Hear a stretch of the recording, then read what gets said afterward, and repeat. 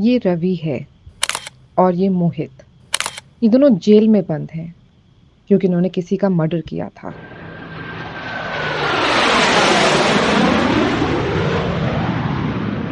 ये मेरी कहानी है। मेरा नाम सोनिया है। मैं ओवरवेट थी, लेकिन मेरा सपना एरोस्ट्रेस बनने का था। एरोस्ट्रेस एकेडमी ज्वाइन करने के लिए मुझे अपना वेट कम करना था, तो पूरी डेडिकेशन के साथ मैं अपना वेट कम करने में लगी हुई थी। मैं रोज़ जिम जाती, योगा करती, एक्सरसाइजेस करती, खाना भी उबला हुआ खाती, ताकि जल्दी से जल्दी मैं पतली हो सकूं। मैं डेली अपने सपने के बारे में सोचती कि एक दिन मैं पतली होकर एरोस्ट्रेस बन जाऊंगी, और खुश हो जाती। एक रात मैं अपने फ्रेंड्स के साथ डिस्को गई। मैं वहाँ डांस कर रही थी, तभी कुछ बदमाश लड़के वहाँ आ गए और मुझे डांस करता देख मेरा मजाक उड़ाने लगे। अरे यार देख, क्या हथनी नाच रही है, इसे कपड़े कैसे पहने हुए हैं, अरे हाथी भी अलाउ कर दिए क्या डिस्को में। और वो जोर जोर से हंसने लगे। उनके इस तरह के कमेंट सुनकर बाकी लोग भी मुझ पर हंसने लगे। मैं बहुत उदास हो गई कि कैसे कोई किसी को इस तरह से जलील कर सकता है। मैं कुछ देर तो उनकी बातें सुनती रही, मगर फिर जब मुझसे सहन नहीं हुआ तो मैं रोते हुए वहां से घर चली गई। मैं घर जाके बहुत रोई।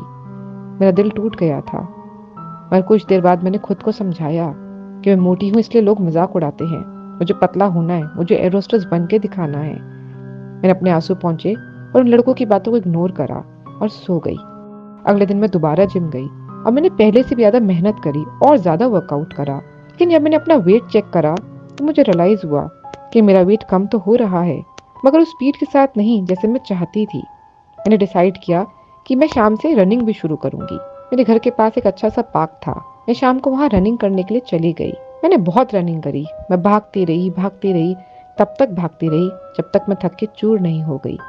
पार्क में बाकी के लोग भी घर जा चुके थे। पार्क लगभग खाली ही था। मैं थक कर एक बेंच पर बैठ गई, मगर मेरे दिमाग में वही बातें घूम रही थी कि कैसे कुछ लोगों ने सबके सामने मेरा मजाक उड़ाया, मेरे मोटापे का मजाक उड़ाया, मेरे कपड़ों का मजाक उड़ाया, कैसे मुझे हथनी हथनी कह रहे थे। तभी मेरी नजर गई कि वही दो लड़के जो पब में मेरा मजाक उड़ा रहे थे वो उस पार्क में घूम रहे थे। उन्होंने मुझे देखते ही पहचान लिया। वो दोनों दोबारा से मेरा मजाक उड़ाने लगे। अरे ये वही मोटी है ना जो उस दिन डिस्को में डांस कर रही थी। It's the time to disco. अरे हाथी भी अलाउ कर दिए क्या डिस्को में, मुझे पता नहीं था। मोटी यहाँ क्या कर रही है, लगता भागने आई होगी। इसके दोस्त कैसे पागलों की तरह डांस कर रहे थे। वो लोग इस तरीके की बातों से फिर से मेरा मजाक उड़ाने लगे।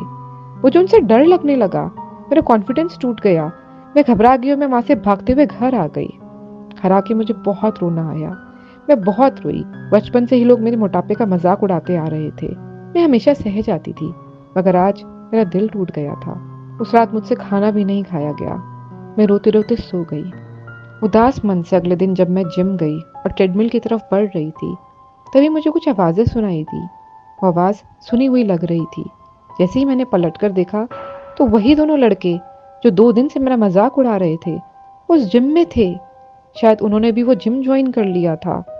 मेरी हिम्मत ही नहीं पड़ी कि मैं ट्रेडमिल पर चढ़ूं। मुझे डर लगने लगा कि अगर उन्होंने मुझे देख लिया तो ये मेरा फिर मजाक उड़ाने लगेंगे, सबके सामने मुझे मोटी मोटी बोलने लगेंगे। मुझे समझ ही नहीं आया मुझे क्या करना चाहिए। इससे पहले कि वो मुझे देखते, मैं चुपचाप उनके पीछे से निकल गई और उदास मन से जिम की सीढ़ियां वापस उतरने लगी। जिम इंस्ट्रक्टर मुझे उतरता देख हैरान हुआ। वो फोन में बात कर रहा था। उसे अपना फोन रख दिया। उसने मुझसे पूछा, सोनिया तुम अभी तो जिम आई थी, कहाँ जा रही हो। मगर मैं उसे जवाब नहीं दे पाई। मुझसे कोई जवाब ही नहीं बन रहा था। बस मैं जिम से बाहर चले जाना चाहती थी। थोड़ा आगे जाकर मैंने जिम की तरफ पलट के देखा और मुझे लगा क्या मेरा सपना अधूरा रह जाएगा। क्या जो मैं पतला होने की कोशिश कर रही थी क्या मैं पूरा नहीं कर पाऊंगी। मेरे घर के आसपास और कोई अच्छा जिम नहीं था। उस जिम में मैं 6 महीने से आ रही थी और लगातार मेरा वजन कम भी हो रहा था, मगर इन लड़कों की वजह से मैं उस जिम में नहीं आ सकती थी। मेरा मन उदास हो गया। मैं घर चली गई, पर घर जाके भी मैं बेचैन ही थी। मैं कभी इधर जाती कभी उधर जाती। मुझे समझ ही नहीं आ रहा था। मुझे बहुत बेचैनी हो रही थी। मुझे हिम्मत नहीं थी उन लड़कों को फेस करने की। मैं शीशे में जाके खुद को देखने लगी कि क्या मैं मोटी तो नहीं हो गई। आज मैं जिम नहीं गई, मैंने एक्सरसाइज नहीं करी, कहीं मेरा वजन तो नहीं बढ़ गया होगा। अजीब अजीब से ख्याल मेरे दिमाग में आ रहे थे। मुझे घर देख पापा बहुत हैरान हुए। पापा ने कहा, सोनिया तुम जिम से इतनी जल्दी कैसे वापस आ गई। पर मैंने पापा से झूठ बोल दिया कि पापा जिम अंडर मेंटेनेंस है, हफ्ता 10 दिन बंद रहेगा। इस पर मेरा छोटा भाई बोला, ओहो अब सोनिया दीदी कैसे रहेंगी, वो तो जिम जाए बगैर एक दिन भी नहीं रह पाती, अब इनका क्या होगा। वो हंसने लगा। मगर मुझे उसका मजाक अच्छा नहीं लग रहा था। मैं वहां से उठकर चली गई। दिन बीतने लगे। सुबह हो या शाम मैं घर पर ही रहती थी। मैं पार्क तक भी नहीं जाती थी, इस डर से कि कहीं वो लड़के मुझे पार्क में दोबारा ना मिल जाएं और सबके सामने मेरा मजाक न उड़ाने लगे। मैं हर समय घर के अंदर ही रहती थी। मैं शीशे में जाके खुद को देखा करती थी। अपने एयरोस्ट्रेस बनने के सपने को याद किया करती थी। मुझे लगता था कि जिम ना जाने की वजह से मेरा वजन बढ़ता जा रहा होगा। ये सब सोचकर मेरा मन दुखी हो जाता था और मैं फुट फुट के रोने लगती थी। अंदर ही अंदर मुझे डिप्रेशन हो चुका था। मैं दिन भर रोती रहती थी। मैं कहीं बाहर नहीं जाती थी, किसी से बोलती नहीं थी। एक हफ्ता निकल चुका था। मुझे रियलाइज हुआ कि मुझे अपने आप को इस डिप्रेशन से बाहर निकालना होगा। अपने गोल पर वापस से टारगेट करना होगा। और मैंने अपने आप से प्रॉमिस किया कि जो भी है मैं सिचुएशन को फेस करूंगी और कल से जिम जरूर जाऊंगी। और मैं सो गई। अगली सुबह मैं पॉजिटिव माइंडसेट के साथ उठी, तैयार हुई, बाल बनाए और जिम के लिए जाने लगी।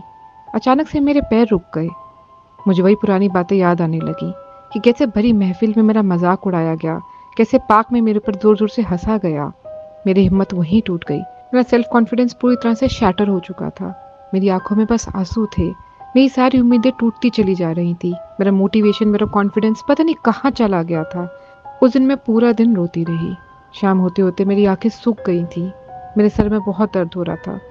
मैंने अपने लिए एक कप कॉफ़ी बनाई। कॉफ़ी पीकर मैं अपना मुंह धोने के लिए बाथरूम में चली गई। मैंने अपनी आंखों पर छींटे मारे और उसके बाद अपना मुंह पोंछकर मैं बाथरूम से बाहर आ गई। पर उस रात मेरे घर में कोई और भी था।